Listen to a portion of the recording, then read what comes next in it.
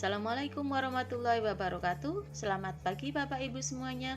Perkenalkan, saya Siti Wahyuningsih dari SMK Negeri 1 Bawen sebagai calon guru penggerak angkatan 7 dari Kabupaten Semarang. Pada kesempatan kali ini saya akan menyampaikan filosofi dan pemikiran Ki Hajar Dewantoro. Pengajaran merupakan bagian dari pendidikan.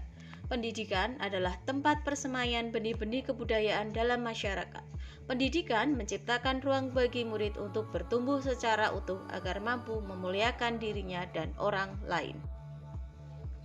Ki Hajar Dewantoro berpendapat bahwa perubahan itu kekal.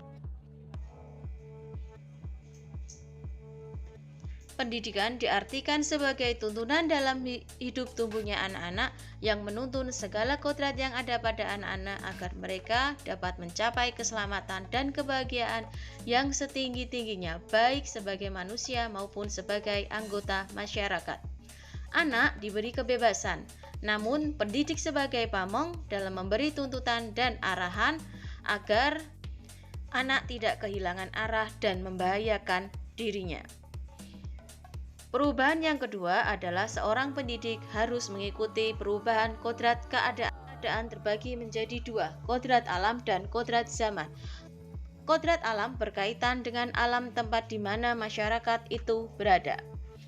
Wilayah Kabupaten Semarang yang merupakan dataran tinggi, perbukitan, gunung, bahkan terdapat rawa pening, pasti berbeda dengan wilayah Kota Semarang yang merupakan dataran rendah dan dekat dengan pantai.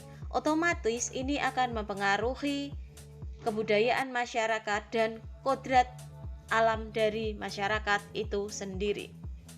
Kodrat zaman, meskipun alamnya sama, perkembangan dari waktu ke waktu pastilah berbeda antara Kabupaten Semarang dan Kota Semarang.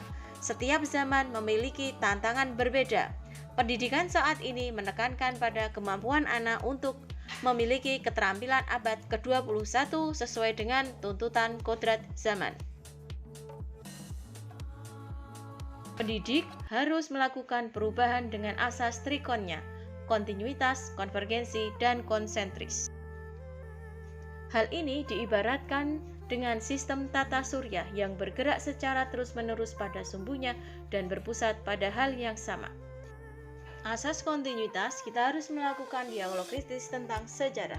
Dalam bergerak maju ke depan, kita tidak boleh lupa akan nilai budaya yang hakiki dari masyarakat.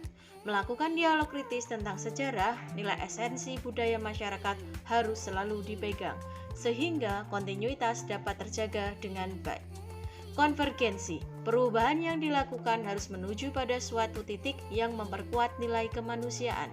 Pendidikan harus memanusiakan manusia dan memperkuat nilai kemanusiaan, karena sebenarnya nilai kemanusiaan merupakan inti dari kebudayaan itu sendiri. Walaupun menuju pada nilai-nilai yang sama yaitu kemanusiaan, kita tetap harus menghargai keberagaman yang ada. Pendidikan harus menghargai keberagaman dan memerdekakan pembelajar, karena setiap orang berputar dan beredar sesuai orbitnya. Pendidikan konsentris berputar pada sumbunya sesuai dengan orbitnya, tidak bisa dicampur-campurkan. Karena itu, pendidikan harus menghargai keunikan masing-masing orang. Apa yang selanjutnya harus berubah? Yang harus berubah selanjutnya adalah budi pekerti. Budi pekerti merupakan keselarasan, keseimbangan hidup antara cipta, rasa, karsa, dan karya. Pendidikan haruslah holistik, menyeluruh, dan seimbang, sehingga akan membentuk kesempurnaan budi pekerti, membawa anak pada kebijaksanaan, pendidikan dan pendidik yang memandang anak dengan rasa hormat. Pendidikan harus berorientasi pada murid, bebas dari segala ikatan, dengan suci hati mendekati sang anak, namun untuk menghamba pada sang anak. Pendidikan itu memerdekakan. Biarlah anak-anak berputar sesuai dengan orbitnya masing-masing. Pendidikan bertujuan menuntun segala kodrat yang ada pada anak agar mereka dapat mencapai keselamatan dan kebahagiaan yang setinggi-tingginya baik sebagai manusia maupun sebagai anggota masyarakat.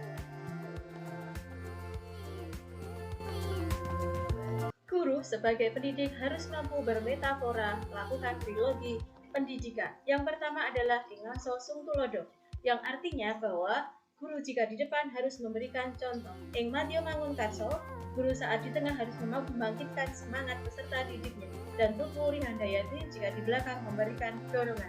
Guru dan murid berkolaborasi untuk menciptakan kedalaman spiritual, intelektual, dan sosial untuk mencapai keselamatan, kebahagiaan sebagai manusia. Siswa merdeka untuk belajar. Demikian refleksi saya tentang pemikiran filosofi Ki Hajar Dewantoro. Terima kasih atas perhatiannya. Assalamualaikum warahmatullahi wabarakatuh.